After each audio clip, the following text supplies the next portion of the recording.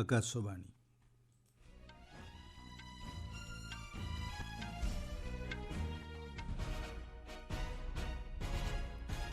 ସମ୍ବାଦ ପଢୁଛନ୍ତି ସତ୍ୟବ୍ରତ ବେହୁରା। କେରଳରେ ଆଜି ଦଳୀୟ ପ୍ରାର୍ଥୀଙ୍କ ସପକ୍ଷରେ ପ୍ରଚାର କରିବେ ବରିଷ୍ଠ ବିଜେପି ନେତା ତଥା ପ୍ରଧାନମନ୍ତ୍ରୀ। ପଶ୍ଚିମବଙ୍ଗ ମାଲଦାରେ ନ୍ୟାୟିକ ଅଧିକାରୀଙ୍କ ଉପରେ ଆକ୍ରମଣ ଘଟଣାରେ ଗିରଫ 2 ଅଭିଯୁକ୍ତଙ୍କୁ ପୋଲିସ ହେଫାଜତକୁ ପଠାଇଲେ ନ୍ୟାୟାଳୟ। ମୁକ୍ତ, ସ୍ୱଚ୍ଛ ଏବଂ ନିରପେକ୍ଷ ବିଧାନସଭା ନିର୍ବାଚନ ସୁନିଶ୍ଚିତ କରିବା ଲାଗି ପଶ୍ଚିମବଙ୍ଗର ସମସ୍ତ ଅଧିକାରୀଙ୍କୁ ନିର୍ଦ୍ଦେଶ ଦେଲେ ନିର୍ବାଚନ ଆୟୋଗ।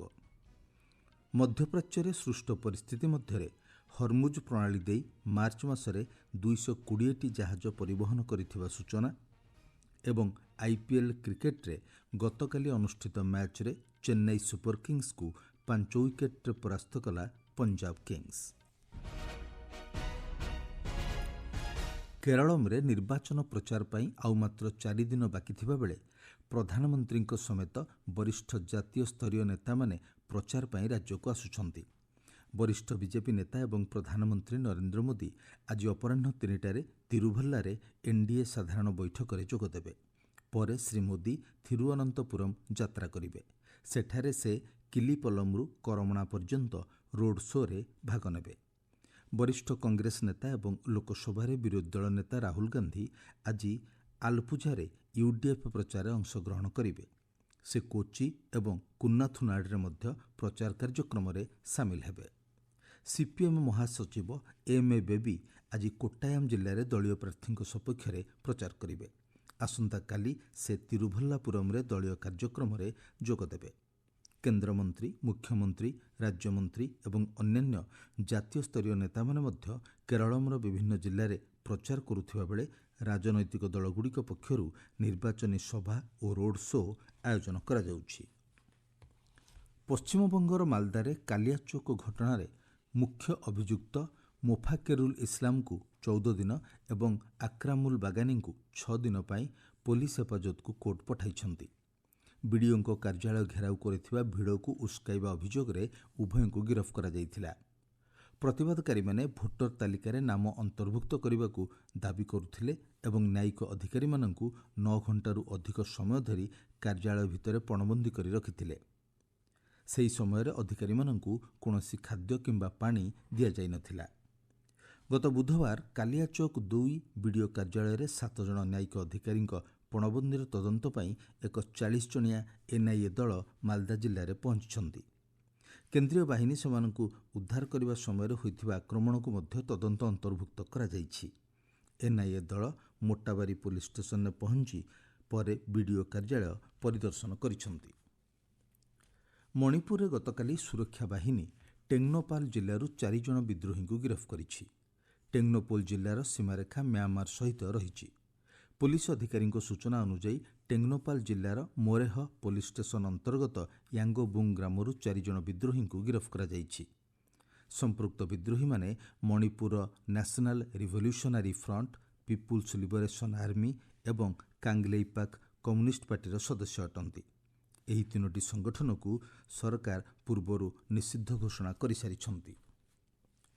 ମୁଖ୍ୟ ନିର୍ବାଚନ କମିଶନର ଜ୍ଞାନେଶ କୁମାର, ନିର୍ବାଚନ କମିଶନର ଡକ୍ଟର ସୁଖବୀର ସିଂ ସାନ୍ଧୁ ଏବଂ ଡକ୍ଟର ବିବେକ ଯୋଶୀ, ପଶ୍ଚିମବଙ୍ଗର ମୁଖ୍ୟ ଶାସନ ସଚିବ, ପୋଲିସ ମହାନିର୍ଦ୍ଦେଶକ, କୋଲକାତାର ପୋଲିସ କମିଶନର, ବିଭାଗୀୟ କମିଶନର, ଅତିରିକ୍ତ ପୋଲିସ ମହାନିର୍ଦ୍ଦେଶକ, IG, ଜିଲ୍ଲା ମାଜିଷ୍ଟ୍ରେଟ, CP, SSP ଏବଂ SPଙ୍କୁ ମୁକ୍ତ, ସ୍ୱଚ୍ଛ ଏବଂ ନିରପେକ୍ଷ ବିଧାନସଭା ନିର୍ବାଚନ ସୁନିଶ୍ଚିତ କରିବାକୁ ନିର୍ଦ୍ଦେଶ ଦେଇଛନ୍ତି। ସେମାନେ କହିଛନ୍ତି ଭୋଟରମାନଙ୍କୁ ଭୟ କରିବାର କୌଣସି ଆବଶ୍ୟକତା ନାହିଁ ଏବଂ ନିର୍ବାଚନ ହିଂସା, ଭୟ ଏବଂ ପ୍ରଲୋଭନରୁ ମୁକ୍ତ ହେବା ଉଚିତ।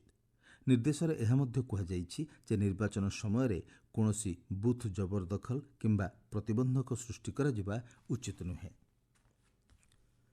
ଆବୁଧାବିର ହାସାନ ଗ୍ୟାସ କେନ୍ଦ୍ରରେ ଅଗ୍ନିକାଣ୍ଡ ଘଟି ଜଣଙ୍କ ମୃତ୍ୟୁ ହୋଇଥିବା ବେଳେ ଅନ୍ୟ 4 ଜଣ ଆହତ ହୋଇଛନ୍ତି। ଅଗ୍ନିକାଣ୍ଡ ଯୋଗୁଁ ଏକ ଭଗ୍ନାବଶେଷ ପଡ଼ିଯିବାରୁ ଏଭଳି ଘଟିଥିଲା। ଏଥିରେ ଜଣେ ଇଜିପ୍ଟ ନାଗରିକଙ୍କ ମୃତ୍ୟୁ ହୋଇଥିବା ବେଳେ ଅନ୍ୟ 4 ଜଣ ସାମାନ୍ୟ ଆହତ ହୋଇଥିଲେ। ଆପଣମାନେ ସମ୍ବାଦ ଶୁଣୁଛନ୍ତି ଆକାଶବାଣୀରୁ।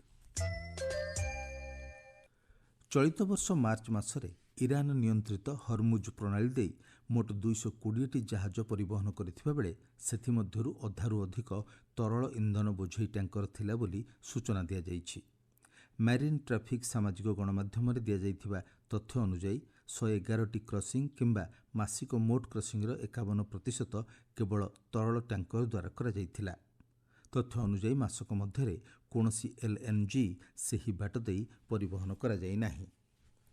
ଇରାନ ଆକ୍ରମଣରୁ ହରମୁଜ ପ୍ରଣାଳୀରେ ଜାହାଜ ଚଳାଚଳକୁ ସୁରକ୍ଷା ଦେବା ପାଇଁ ପ୍ରତିରକ୍ଷା ଶକ୍ତି ବ୍ୟବହାରକୁ ଅଧିକାର ଦେବା ସମ୍ପର୍କିତ ଭୋଟଦାନ ପ୍ରକ୍ରିୟାକୁ ଜାତିସଂଘ ସୁରକ୍ଷା ପରିଷଦ ସ୍ଥଗିତ ରଖିଛି। ବାହାରିନ୍ ଦ୍ୱାରା ଆଗତ ଏକ ପ୍ରସ୍ତାବ ଉପରେ ଗତକାଲି 15 ସଦସ୍ୟ ବିଶିଷ୍ଟ ସଂସ୍ଥା ଭୋଟଦାନ ଲାଗି ସ୍ଥିର କରାଯାଇଥିଲା। ତେବେ ଶେଷ ମୁହୂର୍ତ୍ତରେ କାର୍ଯ୍ୟସୂଚୀରେ ପରିବର୍ତ୍ତନ ହୋଇଥିଲା। ଗତକାଲି ଗୁଡ୍ ଫ୍ରାଇଡେ ଥିବାରୁ ଏହି ପରିବର୍ତ୍ତନ କରାଯାଇଛି। ଜାତିସଂଘ ପକ୍ଷରୁ ଚିଠା ପ୍ରସ୍ତାବ ଉପରେ ଆଲୋଚନା ଲାଗି କୌଣସି ନୂଆ ତାରିଖ ଘୋଷଣା କରାଯାଇନାହିଁ। ହିନ୍ଦୁକୁଶ ପର୍ବତମାଳାରେ ଗତକାଲି 5.8 ତୀବ୍ରତା ବିଶିଷ୍ଟ ଭୂମିକମ୍ପ ଅନୁଭୂତ ହୋଇଛି। ଆଫଗାନିସ୍ତାନ ଏବଂ ପଡ଼ୋଶୀ ପାକିସ୍ତାନର ବିଭିନ୍ନ ଅଞ୍ଚଳରେ ଭୂକମ୍ପ ଅନୁଭୂତ ହୋଇଥିଲା। ଆଫଗାନିସ୍ତାନର ସମ୍ବାଦ ସରବରାହ ସଂସ୍ଥା ଅନୁଯାୟୀ ଏହି ଭୂକମ୍ପରେ କେନ୍ଦ୍ରୀୟ କାବୁଲ ପ୍ରଦେଶର ବାଗ୍ରାମୀ ଜିଲ୍ଲାରେ 8 ଜଣଙ୍କର ମୃତ୍ୟୁ ହୋଇଛି। ଅନ୍ୟ ଜଣେ ଆହତ ହୋଇଛନ୍ତି। German research centre for geosciences ଅନୁଯାୟୀ ଭୂମିକମ୍ପ 181 କିଲୋମିଟର ଗଭୀରତାରେ ହୋଇଥିଲା। ଭୂମିକମ୍ପର ତୀବ୍ରତା 5.9 ଓ 5.8 ମଧ୍ୟରେ ହୋଇଥିବା କୁହାଯାଇଛି। ଇଟାଲୀ ପ୍ରଧାନମନ୍ତ୍ରୀ ଜର୍ଜିଆ ମେଲୋନି ଗତକାଲି ଜେଦ୍ଦାରେ ସାଉଦି ଯୁବରାଜ ମହମ୍ମଦ ବିନ୍ ସଲମାନଙ୍କୁ ସାକ୍ଷାତ କରିଛନ୍ତି। ସାଉଦି ପ୍ରେସ୍ ଏଜେନ୍ସି ରିପୋର୍ଟ ଅନୁଯାୟୀ ବୈଠକ ସମୟରେ ଉଭୟ ନେତା ଦ୍ୱିପାକ୍ଷିକ ସମ୍ପର୍କ ବୃଦ୍ଧି ଓ ବିକାଶ ନିମନ୍ତେ ଉପଲବ୍ଧ ସୁଯୋଗଗୁଡ଼ିକର ସମୀକ୍ଷା କରିଥିଲେ। ଆଞ୍ଚଳିକ ବିକାଶ, ସାମୁଦ୍ରିକ ଏବଂ ଶକ୍ତି ସୁରକ୍ଷା ଉପରେ ବୃଦ୍ଧି ପାଉଥିବା ସାମରିକ ଆକ୍ରମଣ ଏବଂ ବିଶ୍ୱ ଅର୍ଥନୀତି ଉପରେ ଏହାର ପ୍ରଭାବକୁ ଦୂର କରିବା ଲାଗି ମିଳିତ ପ୍ରୟାସ ଉପରେ ଉଭୟ ନେତା ଗୁରୁତ୍ୱାରୋପ କରିଥିଲେ। ଜର୍ଜିଆ ମେଲୋନି 2 ଦିନିଆ ଉପସାଗରୀୟ ରାଷ୍ଟ୍ର ଗସ୍ତ ଅବସରରେ ଗତକାଲି ସାଉଦି ଆରବରେ ପହଞ୍ଚିଥିଲେ।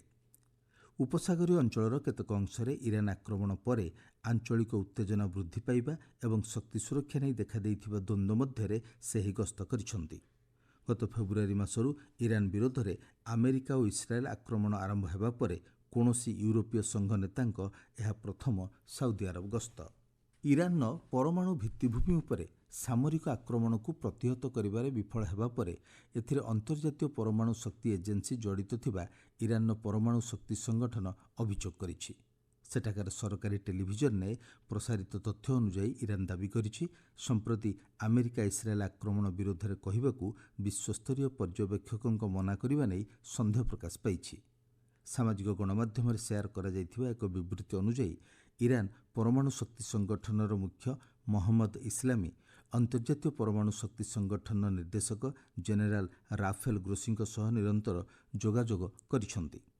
ଇସଲାମୀ ଇରାନର ପରମାଣୁ ଶକ୍ତି ଉତ୍ପାଦନ କେନ୍ଦ୍ରଗୁଡ଼ିକୁ ଲକ୍ଷ୍ୟ କରି ହେଉଥିବା ଆକ୍ରମଣକୁ ଅବୈଧ ବୋଲି ଆନୁଷ୍ଠାନିକ ଭାବରେ ନିନ୍ଦା କରିବାକୁ ଅନୁରୋଧ କରିଛନ୍ତି। ଆକାଶବାଣୀରେ ଲୋକଙ୍କ ପଦ୍ମ ଧାରାବାହିକର ପରବର୍ତ୍ତୀ ଭାଗରେ ରାଜସ୍ଥାନର ସ୍ୱାମୀ ବ୍ରହ୍ମଦେବ ଜୀବ ମହାରାଜଙ୍କ ସହ ଆଜି ବାର୍ତ୍ତାଳାପ ପ୍ରଚାର କରାଯିବ। ସ୍ୱାମୀ ବ୍ରହ୍ମଦେବ ଜୀବ ମହାରାଜଙ୍କୁ ସାମାଜିକ କାର୍ଯ୍ୟ କ୍ଷେତ୍ରରେ ଉଲ୍ଲେଖନୀୟ କାର୍ଯ୍ୟ ପାଇଁ ପଦ୍ମଶ୍ରୀରେ ସମ୍ମାନିତ କରାଯିବ। ଏହି ବାର୍ତ୍ତାଳାପ ଆଜି ସକାଳ 9:10 100.1 ଆକାଶବାଣୀ ଗୋଲ୍ଡ ଚ୍ୟାନେଲରେ ପ୍ରସାରଣ କରାଯିବ। କାର୍ଯ୍ୟକ୍ରମ news on AIR O news on AIR official YouTube ଚ୍ୟାନେଲରେ ଉପଲବ୍ଧ ହେବ। ଆଇପିଏଲ୍ କ୍ରିକେଟରେ ଚେନ୍ନାଇର ଏମ୍ ଚିଦାମ୍ବରମ୍ ଷ୍ଟାଡିୟମରେ ଗତକାଲି ଅନୁଷ୍ଠିତ ମ୍ୟାଚ୍ରେ ପଞ୍ଜାବ କିଙ୍ଗସ୍ 5 ୱିକେଟରେ ଚେନ୍ନାଇ ସୁପର କିଙ୍ଗସ୍କୁ ପରାସ୍ତ କରିଛି।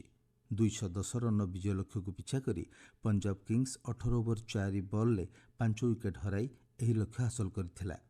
ପ୍ରଥମେ ବ୍ୟାଟିଂ କରି ଚେନ୍ନାଇ ସୁପର କିଙ୍ଗସ୍ ନିର୍ଦ୍ଧାରିତ 20 ଓଭରରେ 5 ୱିକେଟ୍ ହରାଇ 209 ରନ୍ କରିଥିଲା। ଆୟୁଷ ମହାତ୍ରେ ସର୍ବାଧିକ 73 ରନ୍ ସ୍କୋର କରିଥିଲେ। ଆଇପିଏଲ୍ରେ ଆଜି 2ଟି ମ୍ୟାଚ୍ ଖେଳାଯିବ। ଦିଲ୍ଲୀର ଅରୁଣ ଜେଟଲୀ ଷ୍ଟାଡିୟମରେ ମୁମ୍ବାଇ ଇଣ୍ଡିଆନ୍ସ ଓ ଦିଲ୍ଲୀ କ୍ୟାପିଟାଲ୍ସ ମଧ୍ୟରେ ଅପରାହ୍ନ 3:30 ମ୍ୟାଚ୍ ଅନୁଷ୍ଠିତ ହେବ। ସନ୍ଧ୍ୟା 7:30 ଗୁଜରାଟର ନରେନ୍ଦ୍ର ମୋଦି ଷ୍ଟାଡିୟମରେ ରାଜସ୍ଥାନ ରୟାଲ୍ସ ଏବଂ ଗୁଜରାଟ ଟାଇଟନ୍ସ ମଧ୍ୟରେ ମ୍ୟାଚ୍ ଅନୁଷ୍ଠିତ ହେବ। ମୁଖ୍ୟ ସମ୍ବାଦ ପୁଣିଥରେ। କେରଳମରେ ଆଜି ଦଳୀୟ ପ୍ରାର୍ଥୀଙ୍କ ସପକ୍ଷରେ ପ୍ରଚାର କରିବେ ବରିଷ୍ଠ ବିଜେପି ନେତା ତଥା ପ୍ରଧାନମନ୍ତ୍ରୀ। ପଶ୍ଚିମବଙ୍ଗ ମାଲଦାରେ ନ୍ୟାୟିକ ଅଧିକାରୀଙ୍କ ଉପରେ ଆକ୍ରମଣ ଘଟଣାରେ ଗିରଫ 2 ଅଭିଯୁକ୍ତଙ୍କୁ ପୁଲିସ ହେଫାଜତକୁ ପଠାଇଲେ ନ୍ୟାୟାଳୟ। ମଧ୍ୟପ୍ରାଚ୍ୟରେ ସୁଷ୍ଠୁ ପରିସ୍ଥିତି ମଧ୍ୟରେ ହରମୁଜ ପ୍ରଣାଳୀ ଦେଇ ମାର୍ଚ୍ଚ ମାସରେ 220ଟି ଜାହାଜ ପରିବହନ କରିଥିବା ସୂଚନା ଏବଂ IPL କ୍ରିକେଟରେ ଗତକାଲି ଅନୁଷ୍ଠିତ ମ୍ୟାଚ୍ରେ ଚେନ୍ନାଇ ସୁପର କିଙ୍ଗସକୁ 5 ୱିକେଟ୍ରେ ପରାସ୍ତ କଲା ପଞ୍ଜାବ କିଙ୍ଗସ୍। ସମ୍ବାଦ ଶେଷ ହେଲା।